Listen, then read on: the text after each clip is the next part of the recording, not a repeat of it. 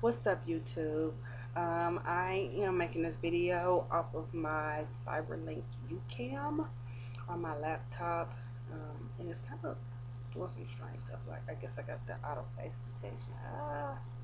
So anyway, well, let's see. It's been a long time since I've been on here, so I'm going to give you an update.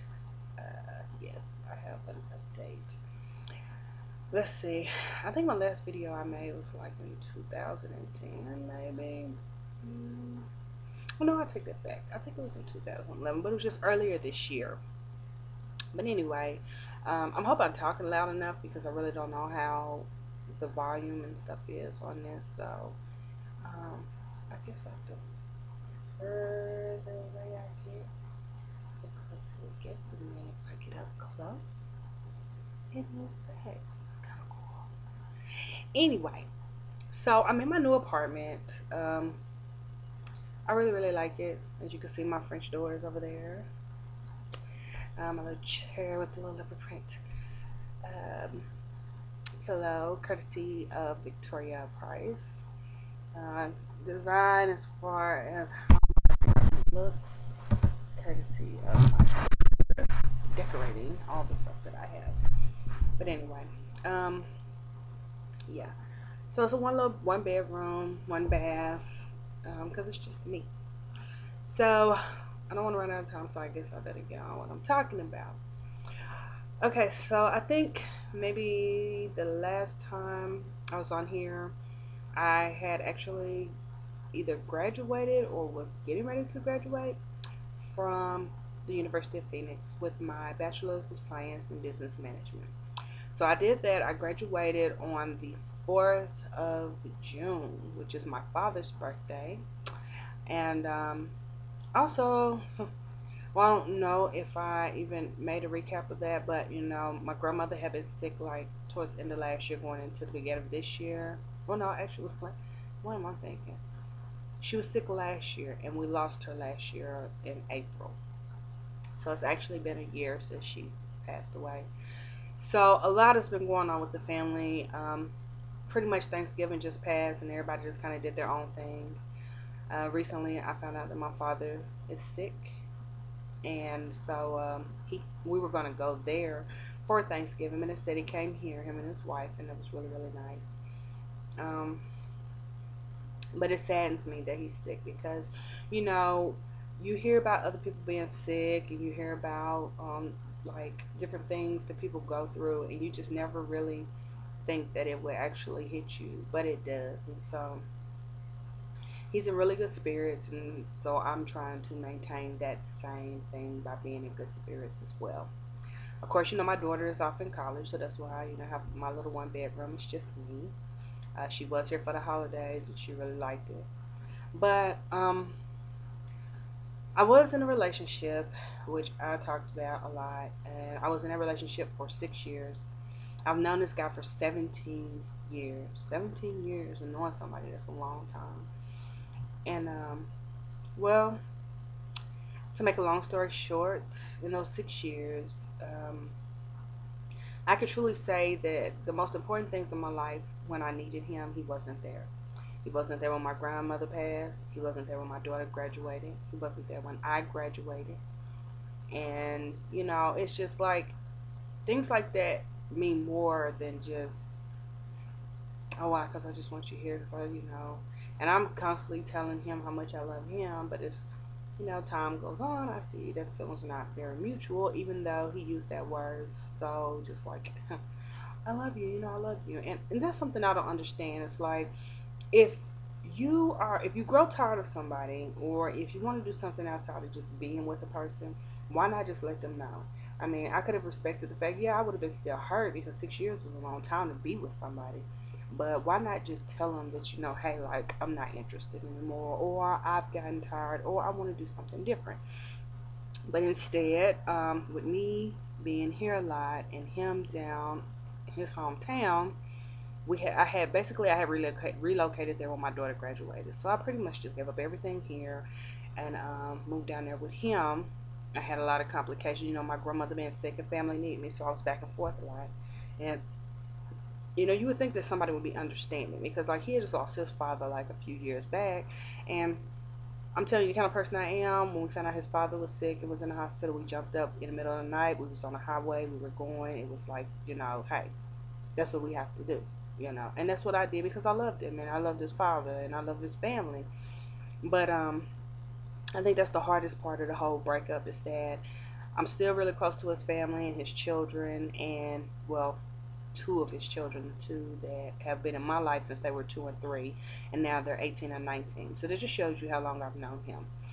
Um, anyway, I don't want to make this whole video about him, but it's very relevant that I have changed a lot because of that relationship.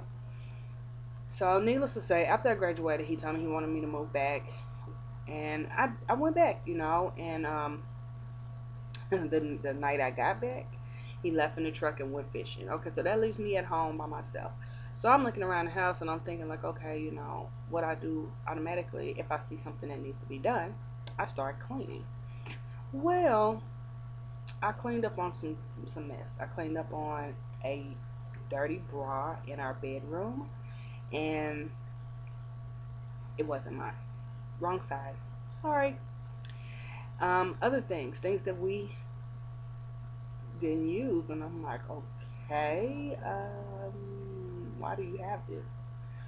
So then I found this old cell phone, and I know it's not always good to go through people's cell phones, but I found it very relevant because I had really done a lot for this guy, um, been there for him, and I only did it because I loved him. You know what I'm saying? So it was hard. If I had made this video about maybe 4 months ago or so, I would really be crying right now. But because I have grown stronger through this breakup, he's not worth my tears. So, anyway, needless to say, when he came home, I just basically was like, okay, what do you want from me? What do you want out of this relationship? And he's like, oh, I love you, baby. You know, I love you. What are you talking about? This is, man. I'm like, okay, just be straight up with me. Just be honest. We've been through so much together from a whole lot of stuff that I would not share on here. We've been through a lot of stuff together. So just be honest with me, you know?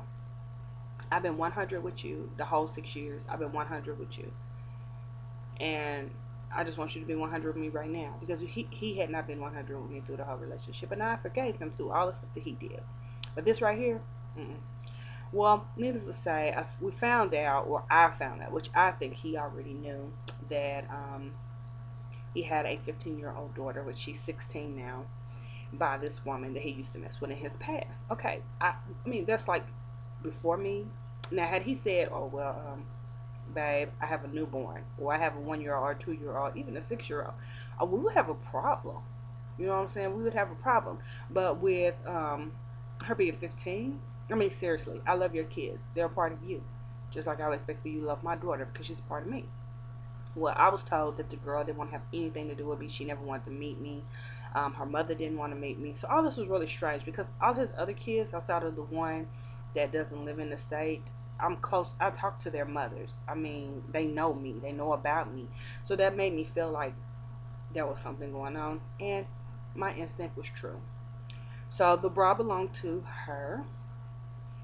They had had sex on several occasions in our house, in our bed. And when I brought the bra out and I was like, okay, so what does this mean? He basically told me he didn't know what he wanted at this point. I'm thinking like 6 years later, now you don't know what you want? I mean, can you tell me this like 6 years ago? I could have been like really putting my time into somebody who was worth my time.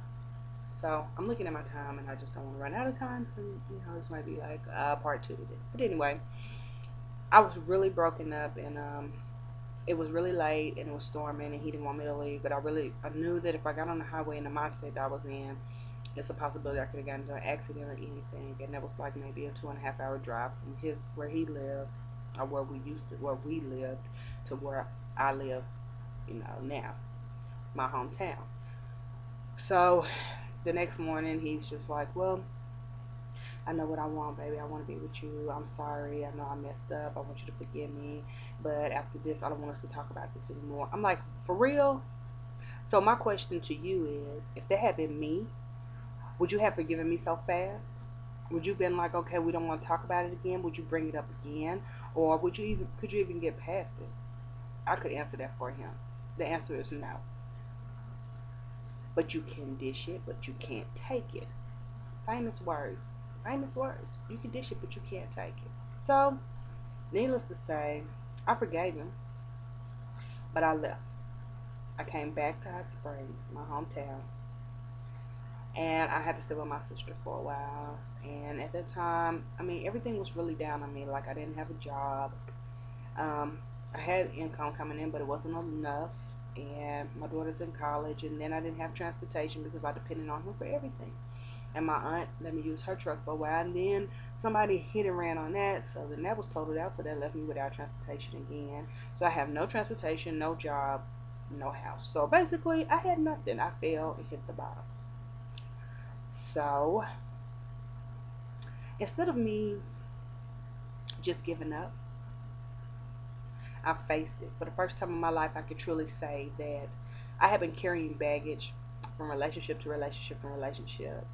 And I even had old baggage from the past when him and I dated that I brought back into this relationship. Because if I had listened to my instincts, I would have never gotten back in a relationship with him anyway. Because nothing really changed. And actually, I learned new things about him that I did not like. So it took me, we've been broken up now, let's say, 6 months. It basically, good things started happening when I left him. I graduated on June 4th, as I said. I interviewed for a job in July, got the job the same week I interviewed for it, making decent money for here. And I started work August 1st. So that was my blessing of my finances getting in line. I still had my aunt's truck at the time, but then when I went on the road in September, when I got it back that week, that's when somebody hit and ran on it. So that left me with no transportation. So here I go again. I'm leaning on people, depending on people to get me where I need to go. And looking at this time, I might possibly have to make a video too. But anyway, so just recent, I wasn't really able to save money from when I first started working. And like I said, I made decent money. But it got to a point where I just felt like I was in the way. And I don't like feeling like that. And every day I was crying. I wanted to ask, like, why is this happening to me? I feel like I'm a very good person, and people tell me that all the time. And I don't go out of my way to hurt people. I'm actually always helping people. So I'm asking God, why is this happening to me? Okay? Well, I had to cleanse myself of not just him, but I had to cleanse myself of me because I didn't love me, because I didn't realize that I was allowing somebody to take complete advantage of me, and I never thought about me. I was only thinking about him and his kids and his baby mamas and his family and my family. And so now I think about me. It's about me. It's not about being selfish. Sometimes you have to be. For so long I have been so selfless. For 38 years I was selfless. For 38 and a half years I was selfless. I just turned 39 on the 21st, and guess what? I'm no longer selfless because I am somebody. I am special. And I know I'm going to have to make a part two of this video because then I've had other things happen to me since I got out of that relationship. Needless to say, I finally got my own place. I've been here not even a month, really. It'll be a month on the 15th. So it worked out. $480 a month, all utilities included. Yeah, sounds good. Right in my price range. Uh, went and got a car, no money down. Lesson number 2. Well, 3. Because first it's the job, then it's the apartment, and then it's the car. And I got the car and the apartment all in the same week, like 3 days apart. So now the next step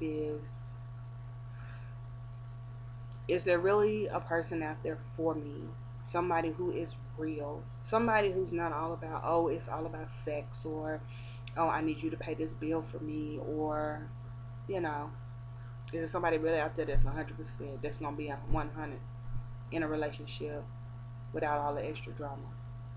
I'm going to cut it now and start part 2.